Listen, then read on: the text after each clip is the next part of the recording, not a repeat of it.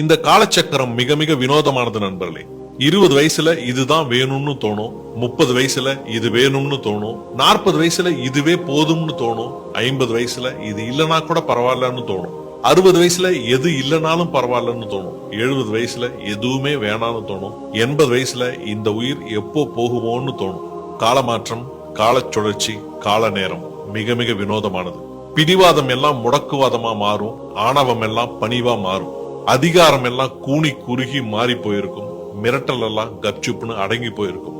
எது வேணும்னு நாம ஆளா பறந்தோமோ அதையே தூரமாக வைத்து பார்க்க தோணும். எதற்காக ஓடினோம், எதற்காக ஆசைப்பட்டோம், எதற்காக எதை செய்தோம் என்ற காரணங்கள் எல்லாமே காலப்போக்கில் மறந்து போகும், மறத்து போகும். தீரா பகையை தந்து வன்மத்தோடு வாழ்ந்து ஆட விடுவதும் காலம்தான். அதன் பின் ஆட்டத்தை அடக்கி மறதியை கொடுத்து ஓரமாய் நம்மை உட்கார வைப்பதும் அதே காலம்தான். வெளியே மாளிகையாய் தோற்றமளிக்கும் எதுவும் உள்ளிருக்கும் விரிசல்களை எடுத்துரைக்காது.